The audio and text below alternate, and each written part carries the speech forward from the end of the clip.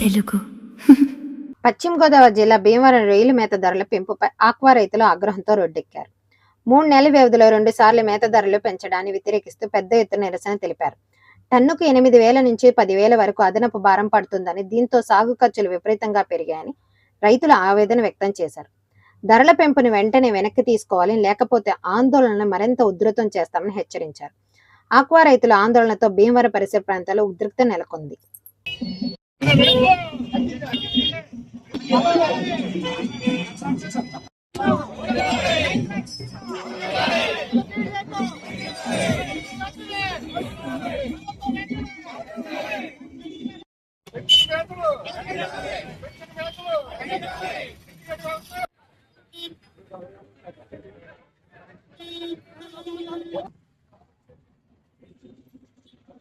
Slogans ఇవ్వండి.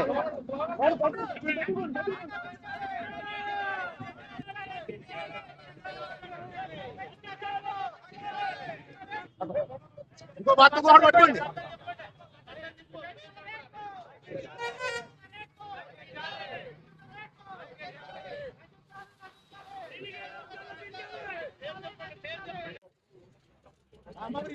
Slogans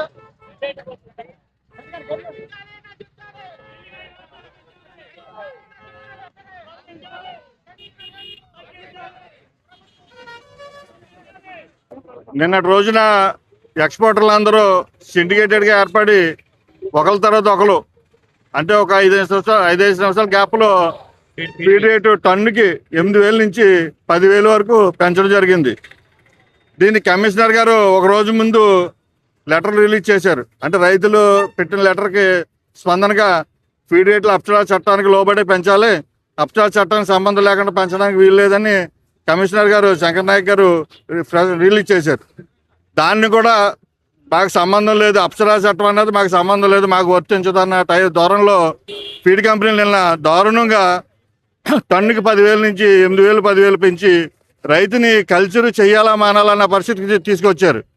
దీనికి మేము ప్రభుత్వాన్ని కోరేది ఒకటే, ఇమీడియట్గా అప్సరా చట్టం అమలుపరిచి రైతులకి ఫీడ్ రేట్లు, పెంచిన రేట్లు అన్నీ బేషరతుగా తగ్గించాలి.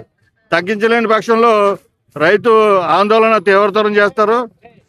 మేము రైతులు ఏం చేయాలన్నది కూడా భవిష్యత్తులో కార్యాచరణ ప్రకటిస్తాం. ఇంత దారుణంగా ఫీడ్ రేట్లు పెరగడం భవిష్యత్తులో ఎప్పుడు కూడా, గతంలో ఎప్పుడు కూడా ఇంత దారుణంగా పెరిగిన రేట్లు లేవు. ఫిబ్రవరిలో పెంచారు, మళ్ళీ ఇప్పుడు పెంచారు. అంటే ఈ వ్యవస్థను ఎక్కడి వరకు తీసుకెళ్దాం అనుకుంటున్నారు? అంటే రైతుని ఉంచుదామా లేకపోతే చంపేద్దామా అన్న ఆలోచనలో ఎక్స్పోర్టర్లు కానీ ఫీడ్ యజమానులు కానీ ఉన్నారు. ఈ రోజు మళ్ళీ నిన్న ఫీడ్ రేటు పెరిగింది, పెంచారు. ఈ రోజు నుంచి ఈ రోజు మళ్ళీ రొయ్యి రేటు 10 రూపాయలు తగ్గించారు. అంటే ఇందులో ఫీడ్ యజమాని ఒకలే, ఎక్స్పోర్టర్ ఒకలే. రెండు యజమానులు కూడా చాలామంది 60-70% యజమానులు అందరూ కూడా ఫీడ్ ప్లాంట్లో ఉన్న యజమానులే. ఎక్స్పోర్టరు ఫీడ్ యజమాని వీళ్ళందరూ కూడా సిండికేటెడ్ వ్యవస్థ చేరి చాలా దారుణంగా రేట్లు పెంచేసి రైతుని నాశనం చేయడానికి ప్రయత్నం చేస్తారు. మేము ముఖ్యంగా కోరేది పవన్ కళ్యాణ్ గారు ప్రభుత్వంలో ఉన్నారు కాబట్టి ఈ ఫీడ్ కంపెనీలు ఆయన కలగ చేసుకుంటే కానీ దారికి రారన్నది మా నమ్మకం. దానికి లోకేష్ గారు కూడా బాగా స్పందిస్తారని మా నమ్మకం.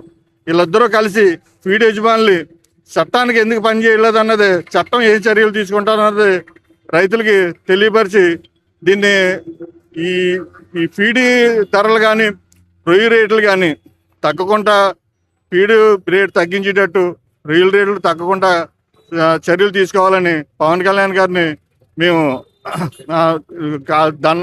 నమస్కారం పెట్టి మేము వేడుకుంటున్నాం. ఎంచేతంటే పవన్ కళ్యాణ్ గారు కలగ చేసుకుంటేనే దీనికి సమస్య పరిష్కారం అవుతుంది. లోకేష్ గారు ఇద్దరు కలిసి చేశారంటే ఆ సమస్య పరిష్కారం అవుతుంది. లేదంటే ఇది ఎక్కడికి దారి తీస్తుంది అన్నది మాకే అంతు చిక్కలేని పరిస్థితిగా తయారైంది. అన్ని బ్రాండ్లు మేత కంపెనీలు మేతలు పట్టుకొచ్చి ఆ మేతలు రోడ్డుపై పోసి పెట్రోల్ పోసి తగలబెట్టాం.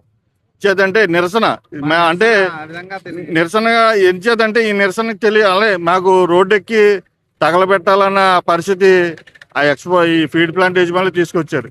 ఈ పరిస్థితి రావడానికి కారణం ఇంత దారుణంగా పెంచుతారని మేము ఎప్పుడు ఊహించలేదు. ఇప్పటికే కల్చర్ అయోమయంగా ఉంది. ఓ పక్క కరెంటు సబ్సిడీ లేదు, కొన్ని సర్వీసులు కరెంటు సబ్సిడీ రావట్లేదు. ఫీడ్ రేట్లు పెరిగిపోయి ఈవేళ టన్ను రెయ్యి పండించాలంటే ఫీడ్ రేటు 20 రూపాయలు 20,000 పెరిగిపోతుంది. అంటే కేజీకి 20 రూపాయలు భారం పడిపోతుంది మాకు. దీన్ని తక్షణం తగ్గించి చేస్తే కానీ ఈ ఆందోళన ఇది ఓన్లీ శాంపుల్ మట్టుమే. మొత్తం మా స్టేట్ నాయకులు కానీ స్టేట్ రైతులందరూ కూడా ఏకమై దీని కార్యాచరణ ప్రకటిస్తాం. 5 నెలల నుంచి రైతుని ఆడేసుకుంటున్నారు. ఓ పక్క నుంచి ట్రంప్, ఓ పక్క నుంచి యుద్ధం, ఓ పక్క నుంచి ప్రాసెసింగ్ ప్లాంట్లు, ఇప్పుడు కొత్తగా ఫీడ్ వ్యవస్థ. ఈ ఫీడ్ వ్యవస్థకి అంతుమతి లేకుండా అప్సర చట్టం అనేది ఆచరణ తీసుకోకుండా వాళ్ళ ఇష్టం వచ్చినట్టు 8 రూపాయలు అంటే రైతు ఏమైపోతాడు? కాస్ట్ ఆఫ్ ప్రొడక్షన్ నుంచి 15 రూపాయలు పెరిగిపోయినట్టు. మాకు ఎక్కడి నుంచి తేవాలి డబ్బులు? ఎక్కడి నుంచి తేవాలి? కష్టపడి రాత్రి పగలనగా చెరువుల దగ్గర పడుకుని మేము కష్టపడితే ఈ ఫీడ్ ప్లాంట్ వాళ్ళు, ప్రాసెసింగ్ ప్లాంట్ వాళ్ళు దోసుకుని తినేస్తే రైతులు ఎవడు ఉండడు. రైతు లేకపోతే గవర్నమెంట్ ఉండదు, ఎవరు ఉండరు. ఇక్కడ ఈ ఏరియా ఏంటి, మన ఆంధ్రప్రదేశ్ అసలు ఎలా మనుగడ సాధిస్తుందో కూడా తెలియకుండా పోద్ది. ముందు రైతుని బతికించాలి. ఆ విధంగా మా ప్రభుత్వం, మా కూటమి ప్రభుత్వం, పవన్ కళ్యాణ్ గారు, లోకేష్ గారు ముందుకు వచ్చి దీన్ని తగు విధంగా చర్య తీసుకుంటే మరి రైతులందరూ కలిసి చేయగలం. లేకపోతే మేము చేయలేము. తద్వారా రాష్ట్రం ఎక్కడికి వెళ్ళాలో కూడా తెలియదు. ఎందుకంటే మన రాష్ట్రం బతుకుతున్నదే మన రొయ్యల ఆక్వా పరిశ్రమ వచ్చే ఆదాయం మీద. కాబట్టి కంపల్సరీగా పవన్ కళ్యాణ్ గారు, లోకేష్ గారు తగు విధంగా చర్య తీసుకుని మమ్మల్ని కాపాడాలని, ఆ విధంగా చేస్తే మేము రొయ్యలు కల్చర్ చేయలేమని తెలియజేస్తూ మీకు నమస్కారాలు తెలియజేసుకున్నాం.